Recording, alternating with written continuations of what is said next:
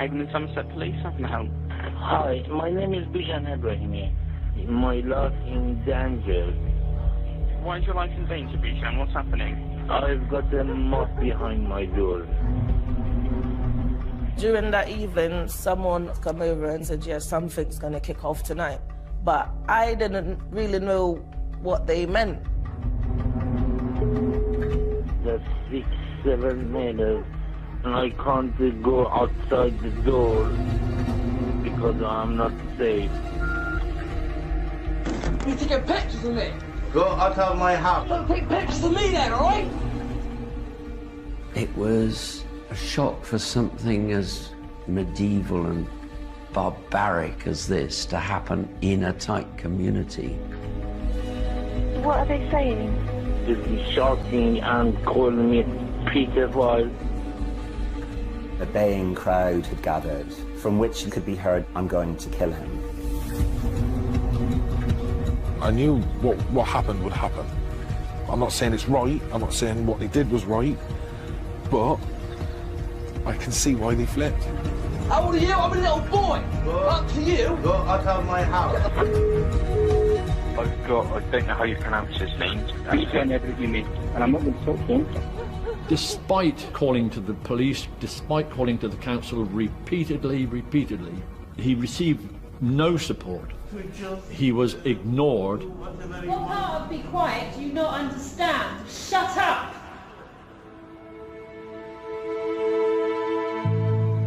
The murder was described as a deeply shocking vigilante attack.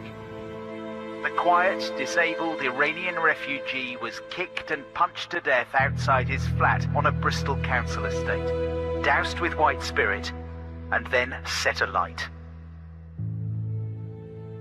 They burnt the body like a desecration.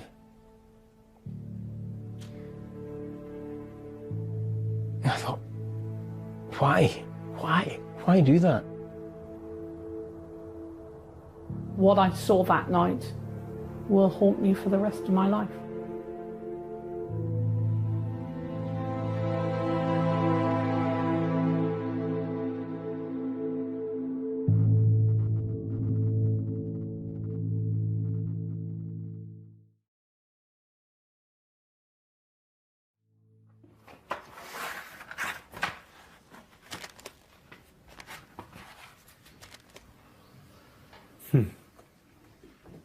The story, which is often told about Bijan, is that this drunk yob kicked a man to death, set his body on fire.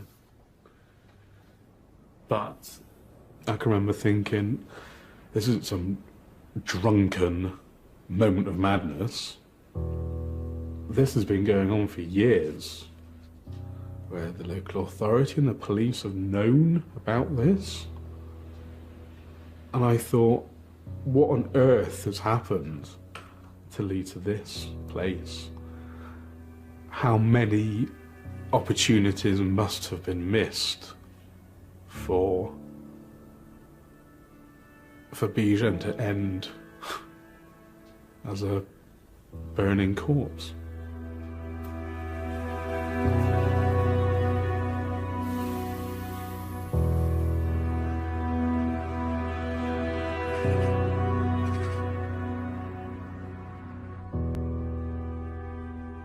Well, my heart sank when I was asked to come and talk to you about it, because, you know, in a way you don't want to haul over these coals.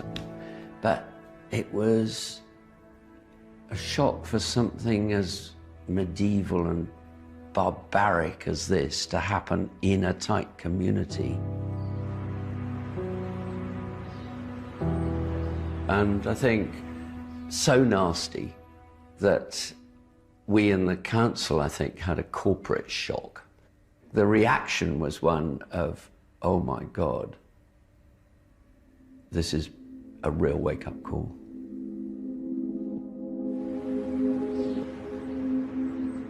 Brithington is part of South Bristol.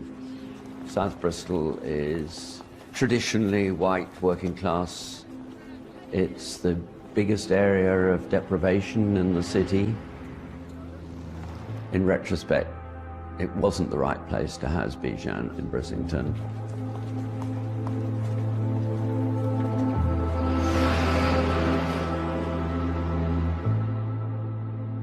"20 years ago, Brissington was the place to live. I'm not quite sure what happened to it. All of a sudden, we had these white Briz written all over the pavements, over walls. Someone somewhere has got this issue that Brissington should be predominantly white. And all of a sudden, you realise things aren't as cosy in your environment as you believe them to be. It totally threw me, that one, because I honestly believe we were living in relative racial harmony.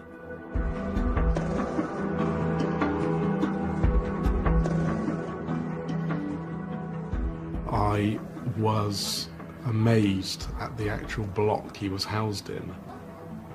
Capgrave Crescent is it's almost a prison. It's a block of flats in a triangular design with an internal grass courtyard.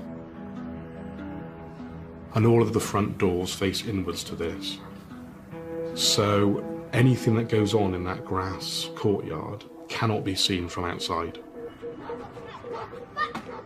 It made for a very unpleasant environment.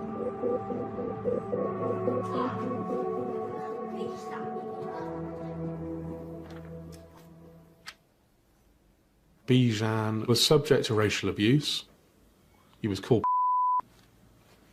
He was called a paedophile. They would throw stones at his plants, break the pots. They would leave rubbish on his doorstep, beer cans, that sort of thing. They'd gather late at night, right outside his front door, get drunk there. It would be a constant barrage.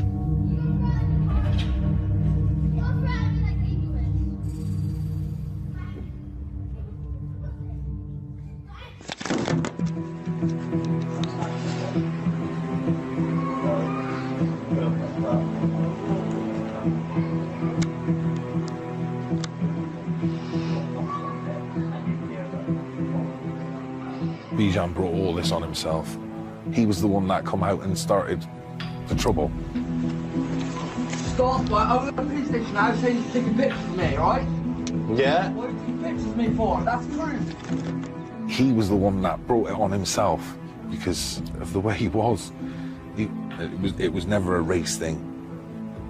I didn't want to know the truth. Don't you dare take pictures of me, all right?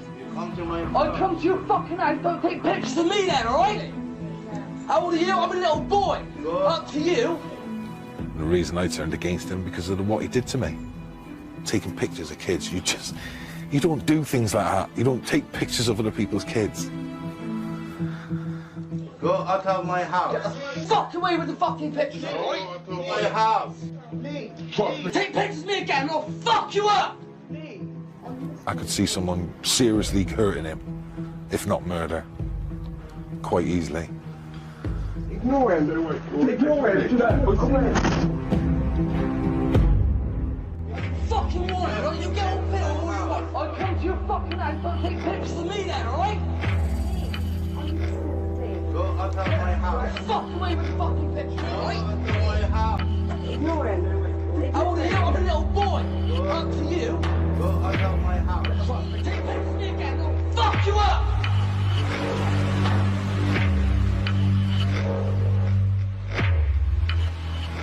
Bijan is filming Lee James' antisocial behaviour. Not his children, but Lee James' antisocial behaviour. And I think the reason Lee James reacts to that is because he does not accept that someone in Bijan's position or someone of Bijan's ethnicity should be allowed make him accountable for his behaviour in any way. Ignore him. Go ahead, operator. Blackman connected mobile service. Thank you. Go ahead, caller. What's your name? It's Bijan Ebrahimi. Bijan, tell me exactly what's happened, please. One of the new neighbors came inside my door and he hit me with his head to my head And I already had a racial problem before, yeah. Did he say anything racist to you? No, he didn't. Bijan, are you or anyone else in immediate danger right now? I am. Officers are well on their way, Bijan. All right, thank okay. you. Bye-bye. 82. 82, I need to divert you from that job to Catgrave Prison area. Okay. Basically, there's an assault going on. Bijan Ebrahimi. There are 78 previous from this male.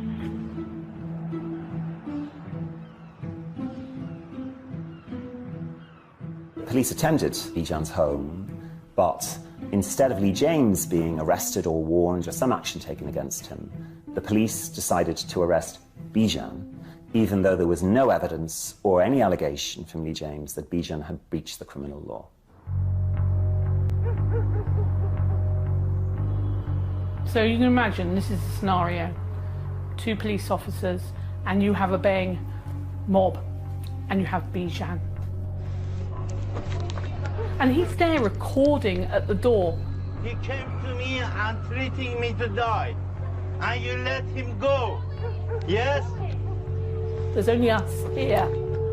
We haven't got any backup. If this really does kick off, it's just us against them.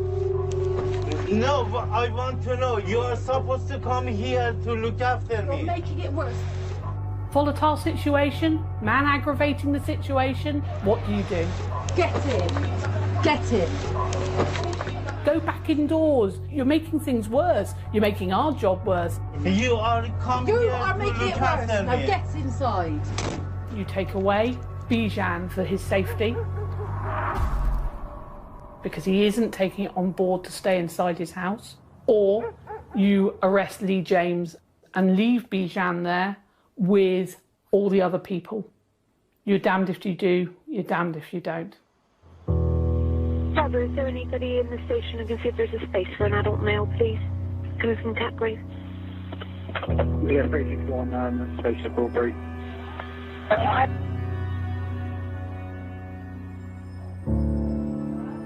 The police led Bijan from his home in handcuffs, and by this time a baying crowd had gathered, from which Lee James could be heard saying, "I'm going to kill him."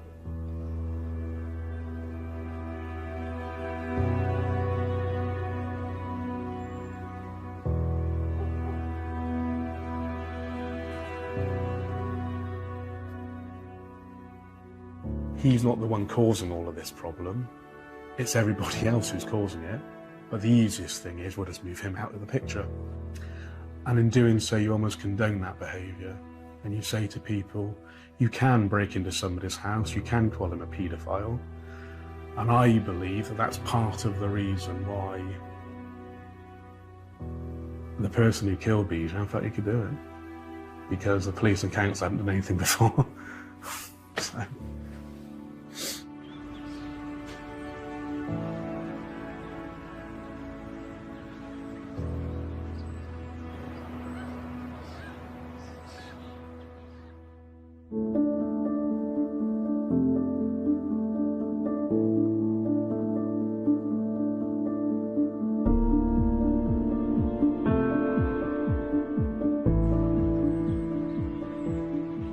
There was a wide range of abuse. He had been covered in boiling water by a former council tenant, which resulted in that tenant's conviction, criminal conviction.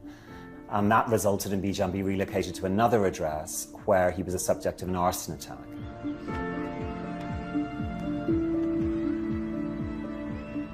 So around that time, there was a lot of problems on the estate. There was a lot of graffiti, there were fires. I believe his property had fire put through his letterbox. I think his car was set on fire. My memory of him is seeing him stood on his own outside, looking a bit lost, I guess.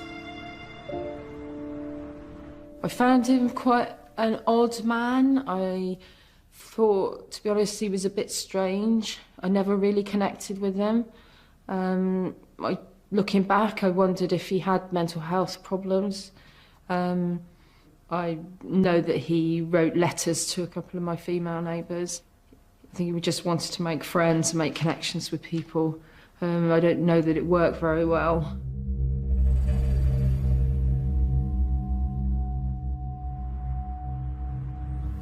I can remember some of the female neighbours talking about Bijan, saying he'd been inviting some of the children into his flat. And there were some other neighbours who backed that up and said it had happened to their kids as well, accusing him of being a paedophile.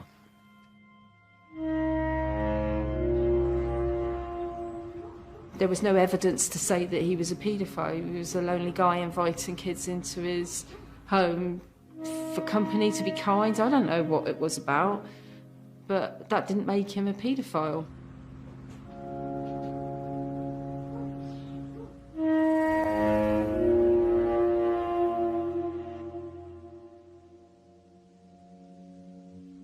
The petition said, we the undersigned have concerns about one of our neighbours. He's been inviting children into his property, which has concerned a number of us. Could somebody explain to him that as a single guy he can't invite kids into his house, you know, that people don't understand that and it upsets them? And we would like you to look into this and move this man. So I myself took it into the council, yeah. I can't remember who I spoke to, but I do remember thinking that was a waste of time.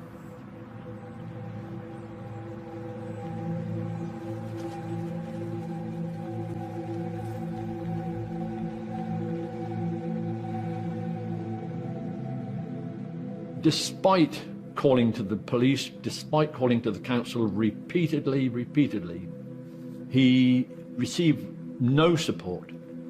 Nobody appreciated the issues this man was suffering. I mean, the council fundamentally, it would appear to me, washed their hands of anything to do with him other than provide him with a house. Bristol City Council seems to think, well, it was nothing to do with us.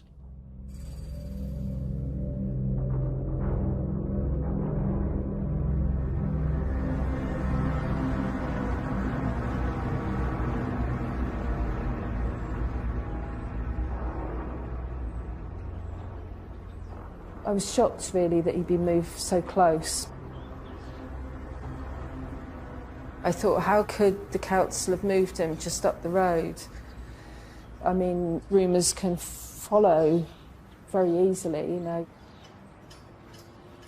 It worried me that the accusation of him being a paedophile had followed him there.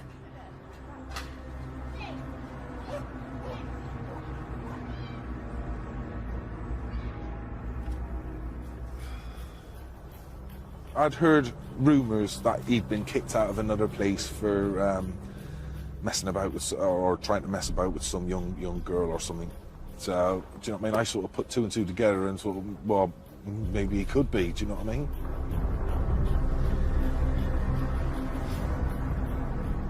People like to gossip, don't they? I mean, we heard the stories, didn't we? So the stories went about why he moved into, for the previous place, into Cartgrave. And people weren't happy about it, because people believed the initial stories of being a paedophile, and people would weld bits on, and obviously you question him, how do you know that? Because you wanted some evidence, didn't you? Because this is a good bit of gossip. And there was never any evidence, no.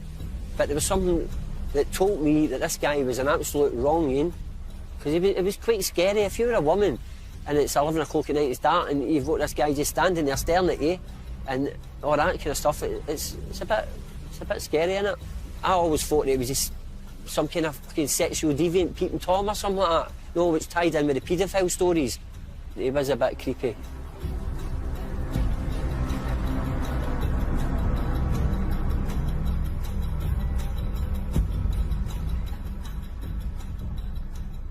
There was no foundation whatsoever to any of those allegations of sexual impropriety in relation to Bijan.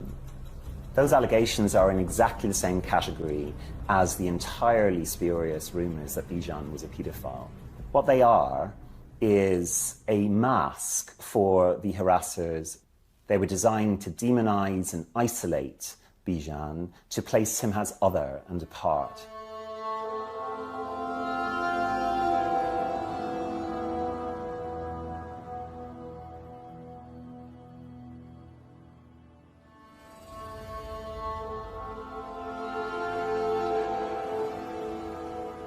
I was walking in one day and he was coming out and he said something and I sort of turned around to sort of like say, what was that? And he sort of showed me the picture on his phone. He showed me a picture of 3 kids. One of them was my daughter.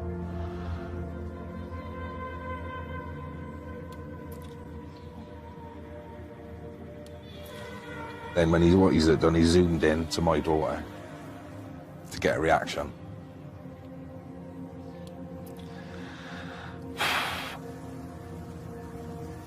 My daughter must have been no more than 11 or 12, but the 2 other kids were younger.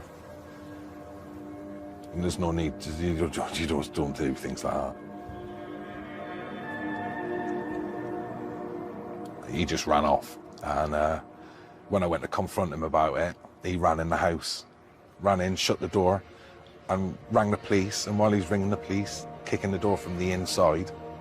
So when the police, obviously when he's on the phone to the police, he's saying he's trying to kick me door in.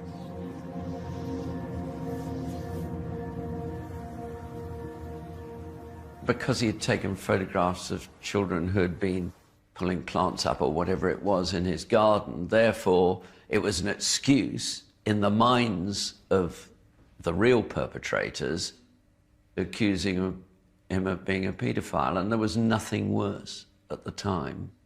It was a torrent of this stuff in the nasty media, and it had become probably the greatest insult you could give to anybody, and this was completely wrongly stuck on Bijan.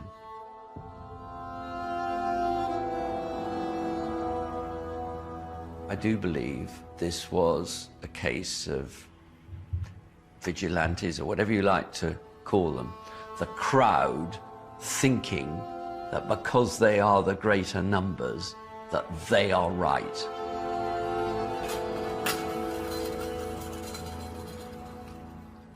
You dare take pictures of me as a fucking warning, right? You get on pill or you what? Me?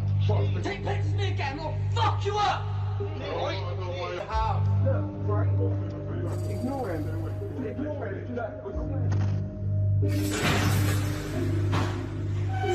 You hold this. Bijan, do as you're told. Can you open it?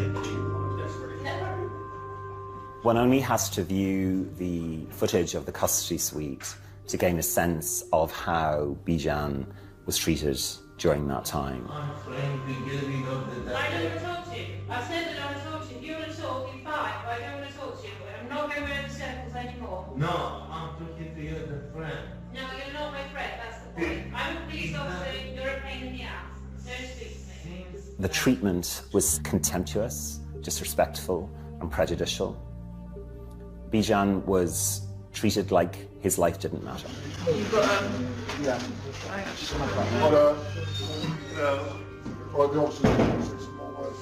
Right, you're going to be arrested for public order offence. You've antagonised the situation, like I've already said. We've asked you not to do things like take photographs, film things. You've gone ahead and done that, and now you're being arrested for that. So you do not have to say. Bijan had had something to drink that night, without a shadow of a doubt. He was slurring his words, it was quite obvious to see. Twice somebody came to my house. That's not address, but you know. Have your children. Capri. Twice somebody came to my house. He kept on and on and on. And how many times can you tell somebody, stop? I spoke to that gentleman.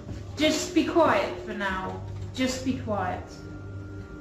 To just do whatever he What wants. part of be quiet do you not understand? Shut up!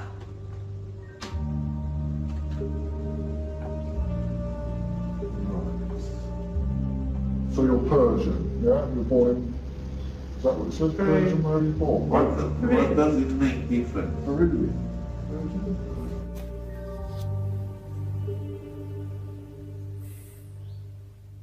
The impression that I ended up with was of a local police force which couldn't care less about him. Don't lie. I just opened I'm not talking. I'm not talking. I've had enough. Well, the officer said it. Please, you had enough. You had that opportunity. I'm convinced he was just chucked in the too difficult box. Or he was chucked in the bullshit box, basically. There was a belief he was making it all up. He came to my house. Yeah, I know, I saw the video. Yes. And assault me. And second time. Did they get an opportunity for the second time? It's off. Right. I'm just... Don't keep pointing at me. How rude I are you? didn't, but sorry, I didn't point at you. Just talk to the custody sergeant. Maybe what you're dealing with are people who are simply appalling at their jobs. Do you have any mental health problems? Yes, I've got the depression. And it's not because of particular individuals. It's not because of someone's race or someone's background. It's simply because they just can't be bothered. I don't know if that's better or worse. I don't know. Okay, so I'll authorize your detention. I'll stay here.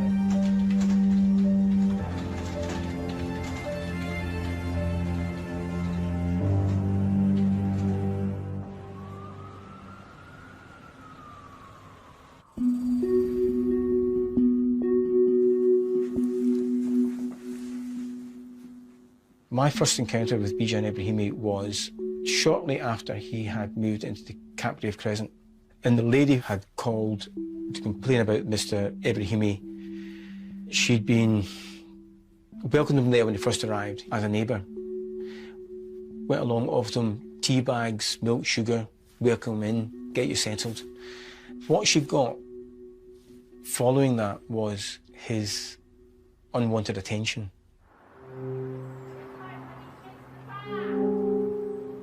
She reported Bijan had been coming on repeated occasions to her front door, looking through the kitchen window, putting notes through the door that were inappropriate, sexual in nature. She was petrified in giving the statement. My next step was I went to Mr. Ebrahimi's door and I informed him why I was there, and I arrested him and took him into custody. And we went into the interview, and basically he said it wasn't him, it was her who was chasing him, but also that she'd been putting notes through his door.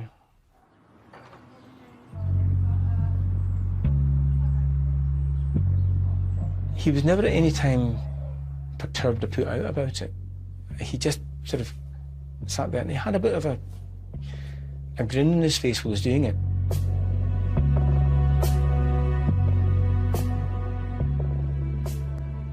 But it's one person's word against the other, so it can't go any further on this.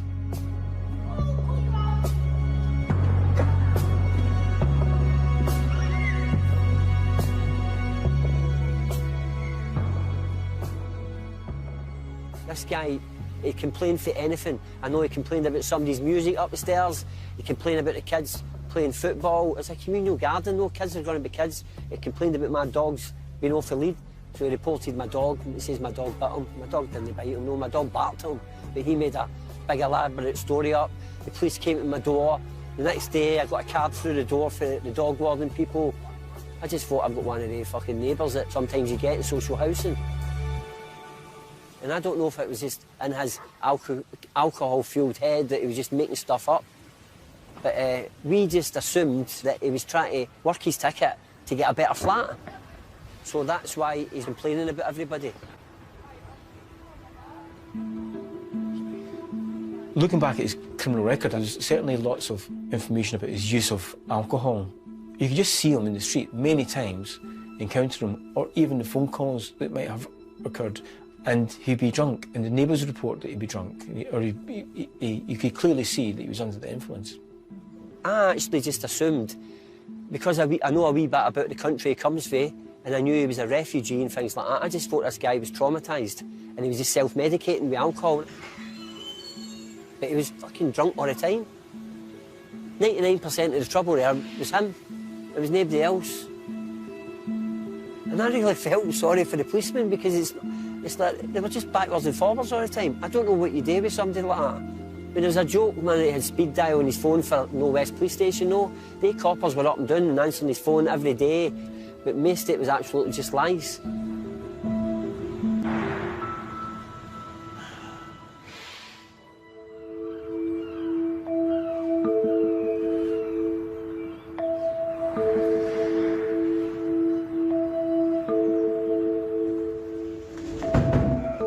If you sign here.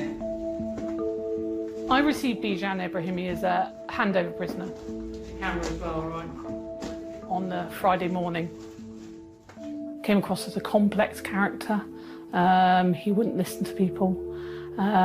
He talked over constantly. Please don't take photographs of children. No, You'll end up in all sorts of trouble. No, you've got a video on there, I've watched it. There's a video with children in it, end up in all. it is what people... I know, but it's got his children in it. People get a bit edgy. He had been perceived as taking pictures of Lee James's children. I had viewed the camera and he quite obviously looks at Lee James drinking, not the children. There was no evidence to suggest that this man was a paedophile. Trust me, take pictures of me again and I'll fuck you up! With regards to Bijan being assaulted, the evidence wasn't there. He had no injuries. He had been recording that. There was no sign of him being headbutted on that occasion. There was nothing to substantiate what he was saying at all. He was like Peter who cried wolf, a lot. I went to Capgrave to speak to residents and happened, as I was coming through the gate, meet the girlfriend of Lee James. And she was very quick to inform me that Bijan was a paedophile and that we had evidence on his camera. I think there were about 2 people, and by the time I'd finished, there was probably about 5 or 6 around me. So there is that sort of mob mentality. You could feel this undercurrent going on of this vigilante type carry-on. I made it very clear that I had viewed Bijan's camera and at no time had he filmed children. He was not a paedophile. But whatever you said to them, they weren't going to believe what I was saying. They had made up their minds of what he was and what he wasn't. It was a storm brewing.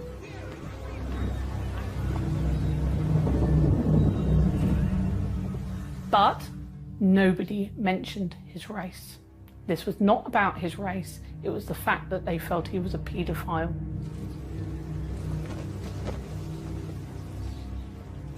Was it a racist place?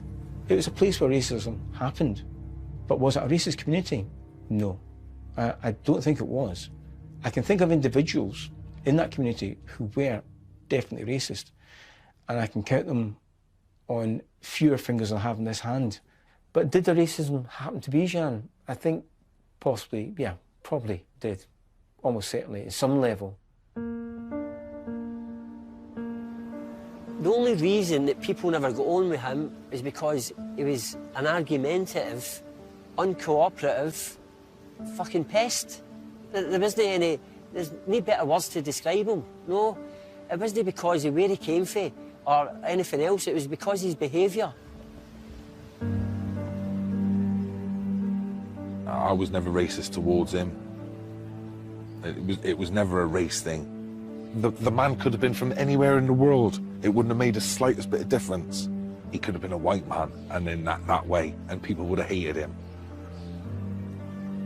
There was mixed races there, and nobody had any problems with any other race that lived there.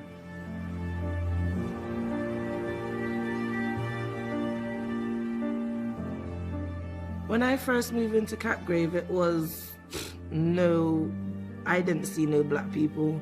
It was just all one colour, white, and that's it.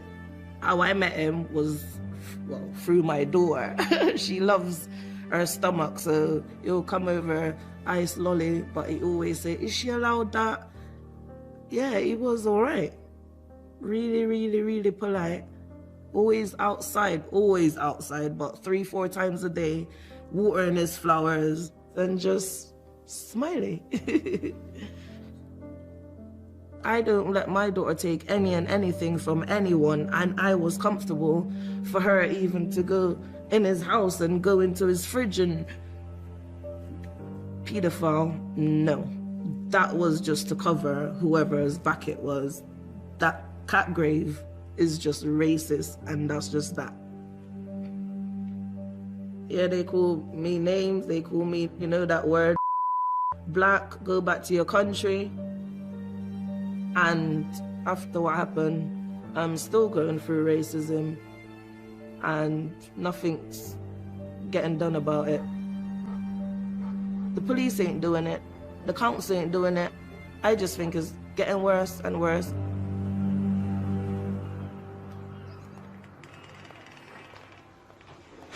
Right, is there any other address that you can go to for seeing anybody, or you will go home? No, I'm going home. He was insistent that he wanted to be driven home, which I thought was a sort of quite foolhardy, really, but he was insistent, and he didn't want to go anywhere else. The inspector said go ahead. Yeah, beat manager's going to come to you. I would have said to Bijan that PC Duffy would have come to visit him, possibly that day. When the beat manager comes over to see you, you tell him all that tonight. Thank you.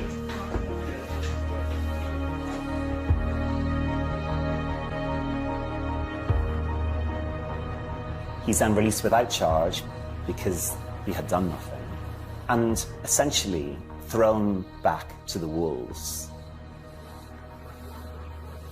And despite Lee James having threatened to kill him, he was returned to a situation which the police themselves have described as a bear pit. A clear message was sent to Lee James and the like that Bijan would not be protected by the police, and moreover, that his harassers would have impunity. And that is what culminated in the barbaric act that ended Bijan's life. Avon and Somerset Police, how can I help? Hi, my name is Bijan Ebrahimi. My life in danger. Why is your life in danger, Bijan? What's happening? I've got a mob behind my door, shouting and calling me pedophile, and I can't go outside the door because I'm not safe.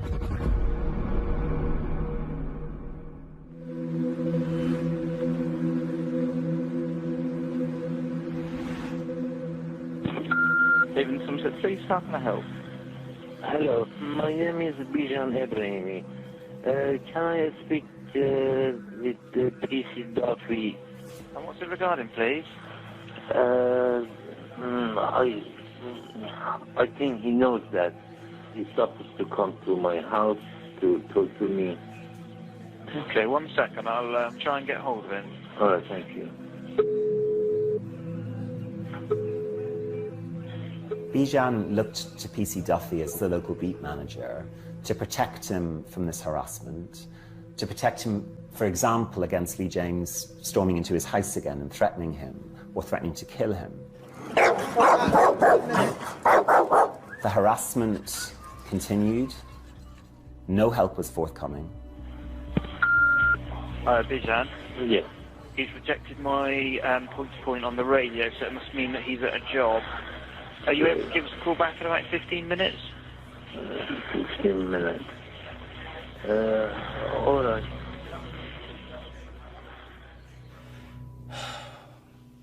When I came on duty on Friday at 2 p.m, one of the first things I get is the email from my colleague Hen Staveley Brown.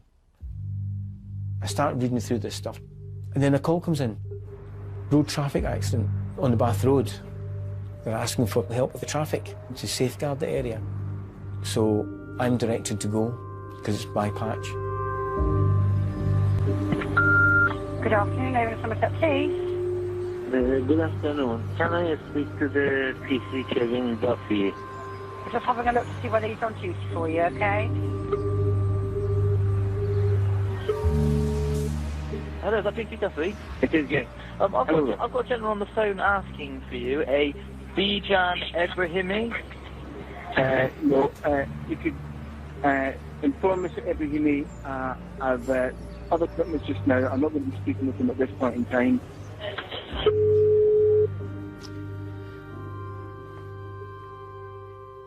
Bijan was a priority, but not that night. He was a priority that I had set for Monday, and that was something that was agreed after speaking with Hen Staveley Brown, with my sergeant sat to one side. I just phoned you more than an hour ago. Yeah. About the mob, the neighbors behind my door. They told me you are in the high priority. We still have it on as a priority, sir, as you... No. I don't want any other police comes. You just want your beat manager? Yes. Inspector told me that Kevin Duffy is coming to see you since 2:30. That inspector that told Bijan that PC Duffy visited him that day, that information never reached me. I never heard that. It was not communicating in any way. The only indication that that inspector would speak to me was in Hen Staveley Brown's email.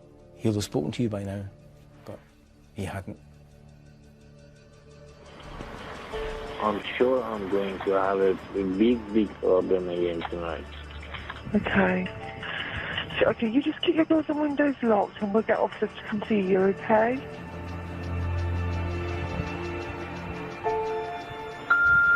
Tonight. You busy?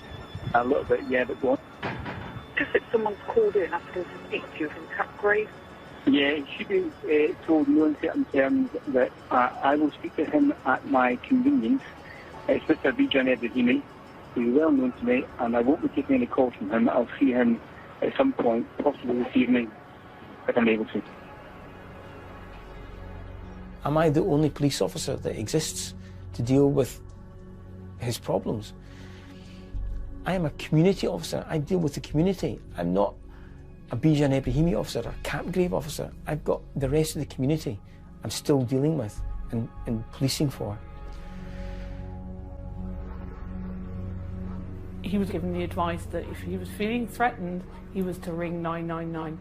A treat as urgent marker was placed on his address, so if he had called 999, it would have been treated as urgent. He wasn't calling 999, he was calling PC Duffy. Avon and Somerset Police, how can I help?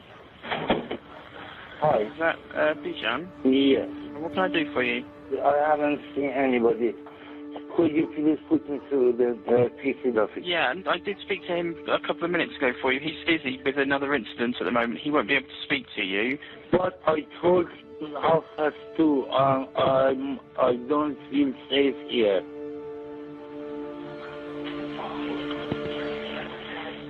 Bijan continued to experience harassment and continued to make calls for assistance in that regard. Those calls were not answered, and Bijan was left alone and unprotected.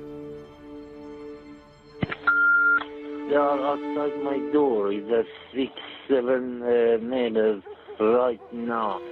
I can't even open my window.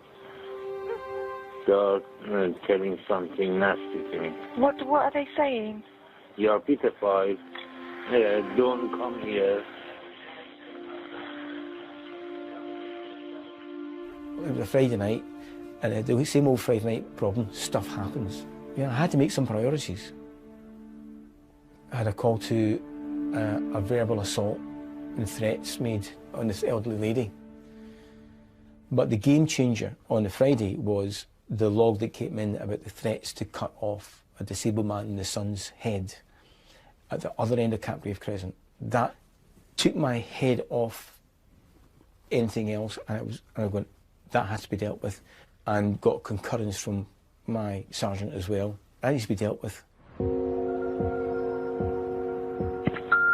Bijan Ebrahimi, yeah, he's been dealing with him for years. He's got nothing he needs to actually speak to me about. It made no difference because he got nicked last night. Oh, he was nicked. He told us that he stayed there because he was too frightened to go home, and now he's home. They're all outside saying, "Where's your handcuffs?" And they're all sat on the bench outside, apparently. Now, Ebrahimi will say one thing to try and turn it to his advantage, and he often just turns things around to make it sound like he's telling the truth, but no, it's all fabricated a lot of the time with an element of truth. You need to make sure you're with someone when you see him.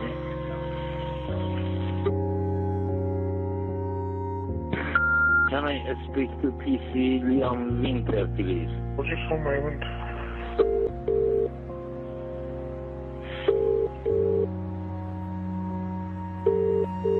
Hello, I don't suppose Bijan Winter's around. Bijan Winter is sat just opposite me, stuffing her face with pot noodle at the moment. Oh, lucky. That's what I'll be eating tonight as well.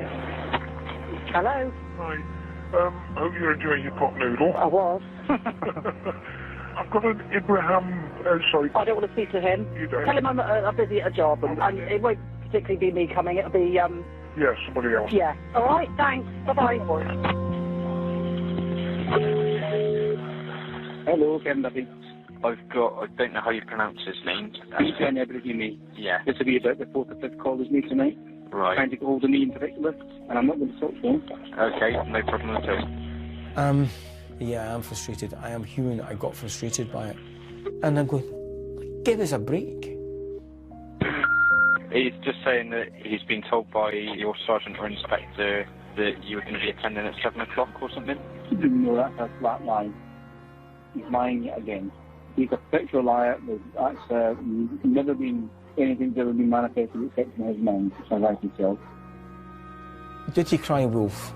Was there a concept of that? Yeah. He won't come tonight. No, he won't be attending. It's up to you, sir. We can either ask that another unit comes out, or no one at all. It's up to you. When he's coming, because I have to take my sleeping bag and go and sleep the park, because I'm not feel safe here. No, I've told you he's not coming, and no one has apparently told you that he would be coming. You mean you are not cooperating with me? It's not so much that, sir, if I'm following our procedures.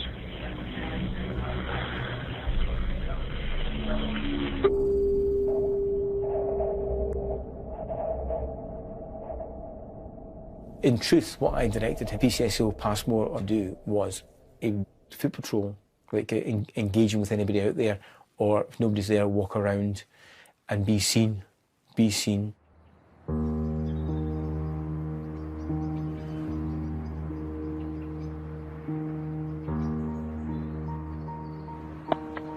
What happened at Capgrave?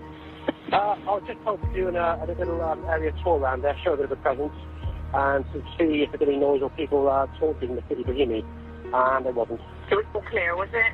Yeah, all clear.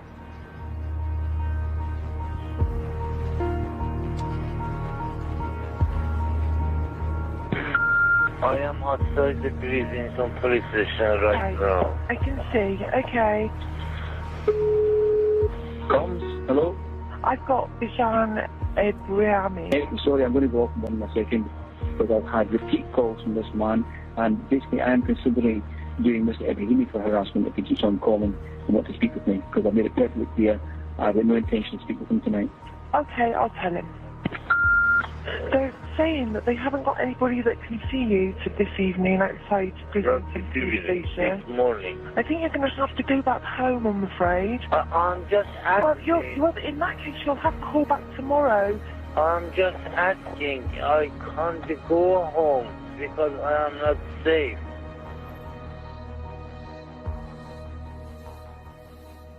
Police officers took a very unfavourable view of Bijan. He was seen as a problem, and instead of supporting the victim of sustained repeat race discrimination, Bijan was penalised and left unprotected, despite the long history of race hate crime he had suffered. You need to go home. There's nobody available to come and see you. Sir, I'm sorry, I need to leave. You need to go home and I need to get off the line.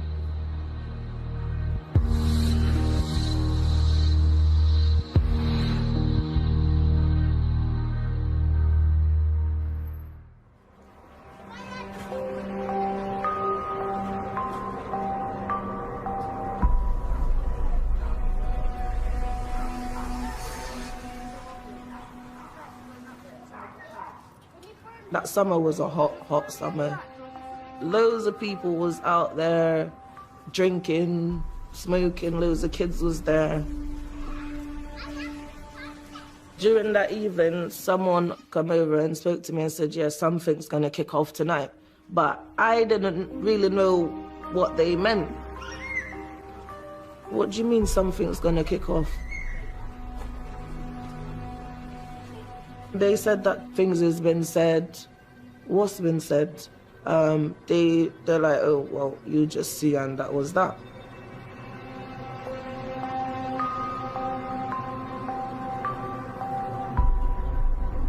I always knew something was going to happen, but I had no idea that something as horrendous as that was going to happen. We always knew there was going to be an event and this would stop it and be a solution to the problem, if you like, but we didn't think anybody was going to ever get murdered or anything like that, no.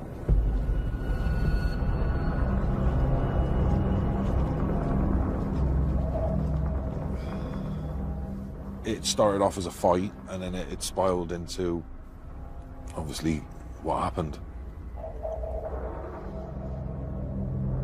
I mean, what they did in the end, I can't comprehend that. Do you know what I mean? Yeah, I think that was a bit too far.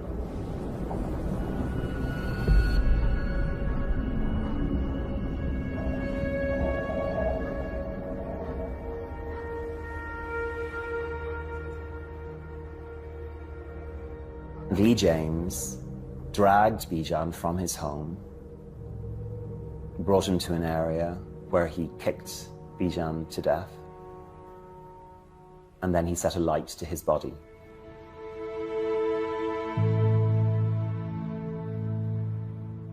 I think the murder of Bijan, including the violent immolation and desecration of his body, was an act of race hatred.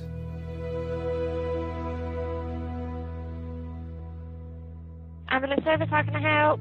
Hello, it's Aidan in Somerset, please. Could we have your attendant to Capgrave Crescent, please? Okay, and what's going on there, please? She's looked out the window after hearing a noise and can see a man laid out on the floor, not moving, no one with him.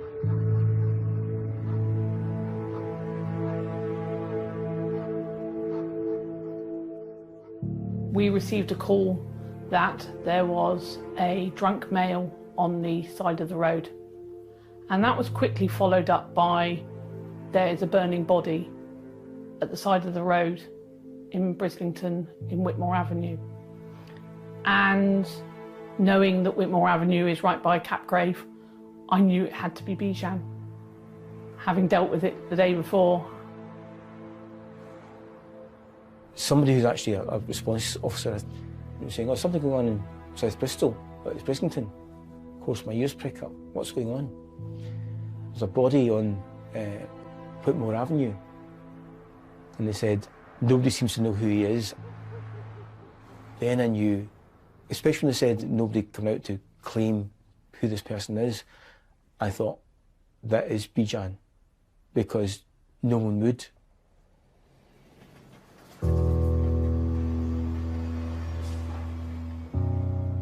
So when we turned up, the ambulance had used a fire extinguisher on the body, and I put my torch onto the smoking area and realised it was a body, quite unrecognisable, that looked like a log. I would have never have known it was Bijan. And I immediately raced round to Bijan's flat. And that heart-dropping moment when I saw his door wide open.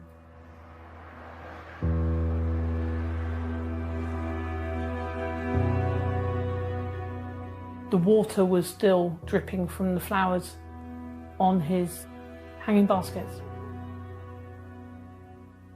And it was horrible, because you just knew that this was somebody's life. I didn't know if he'd been burnt alive, and it's haunted me.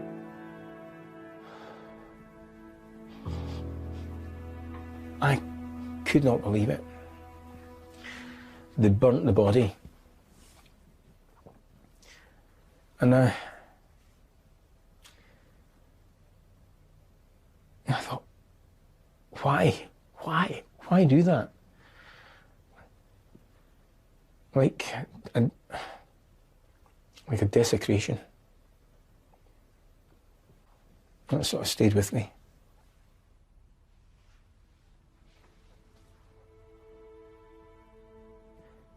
I carried it around every single day. And most of the nights as well.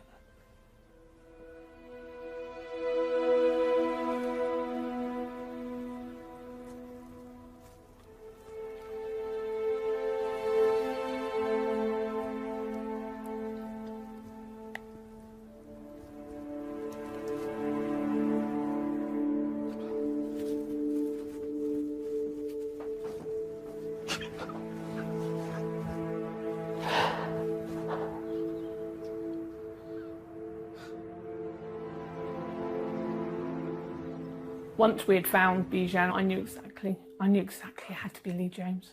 No shadow of a doubt.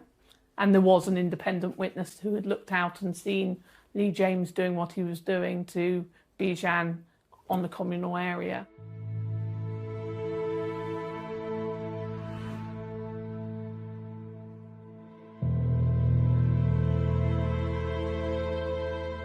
Bijan's murder arose from a multi-agency systemic failing.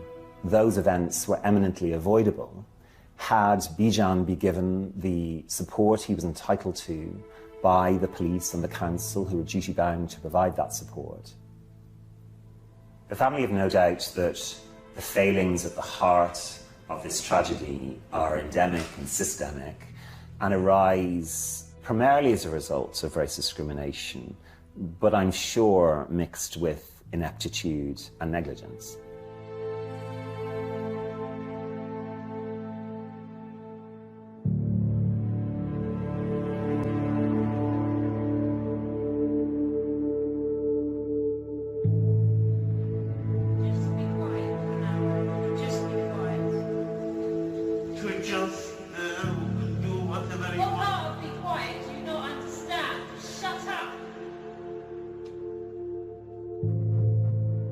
I was just told to do a little area tour around there, show a bit of a presence.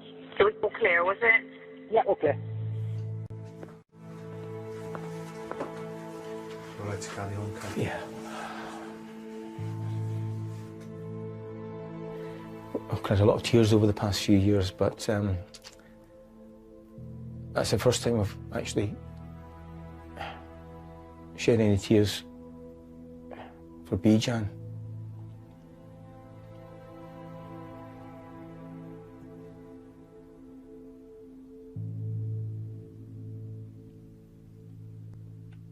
My whole professional identity to a large extent, my personal identity was just killed in that moment.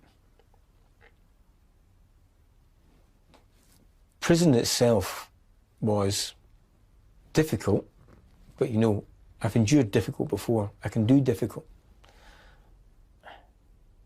But it's the emotional impact of it. Going for a run around here, and I just, out on this run, I just had to stop. I had to walk home. Yeah, going past a particular section with quite a lot of trees and visualising and planning which one I'd hang from.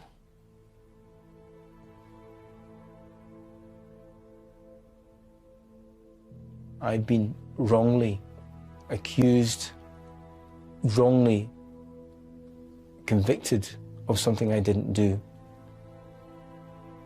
Was I scapegoated? Most definitely. They have got it so wrong. There's a white person, particularly a white man, might be a bit racist. There's a white man in a police uniform, definitely a racist. That's just too easy and an unthinking way of dealing with anything. And what's happened to me is very, very dangerous for anybody who works in any public service.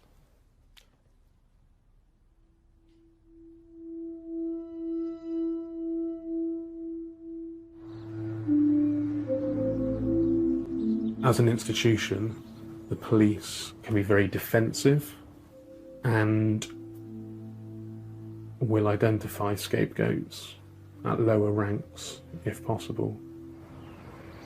People at the bottom of the tree have carried the can for what is definitely an institutional problem. There's others who bear responsibility. There's sergeants and inspectors involved in that up to their eyeballs, there's got to be. But that never came out.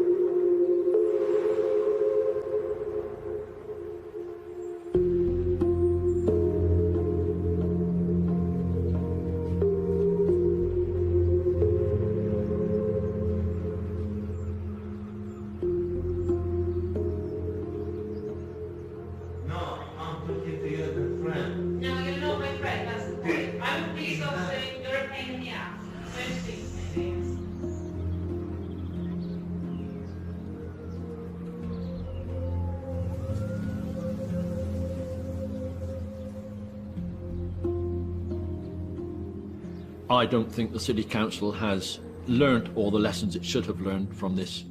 No one at the council felt that it was their responsibility. Here we are, so many years down the line, and no one has said, well, this is where it broke down. I don't know that the processes are necessarily in place to prevent it happening again.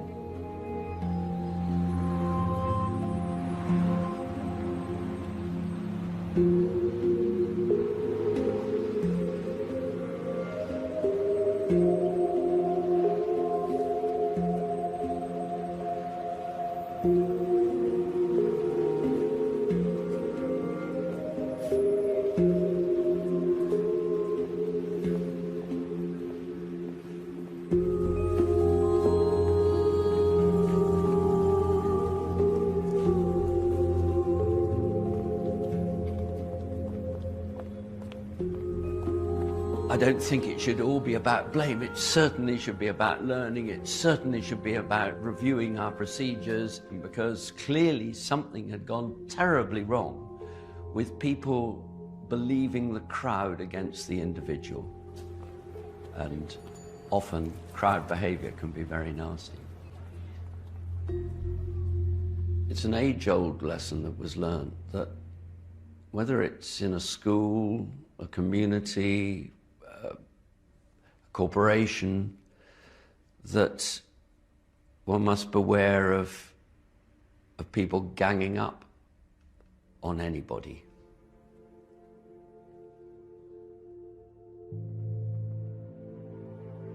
To think that a refugee could come to one of the most liberal cities in the country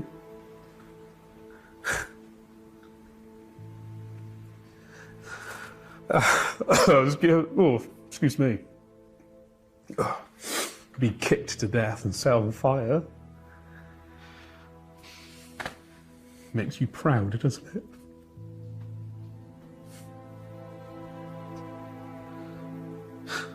Yeah.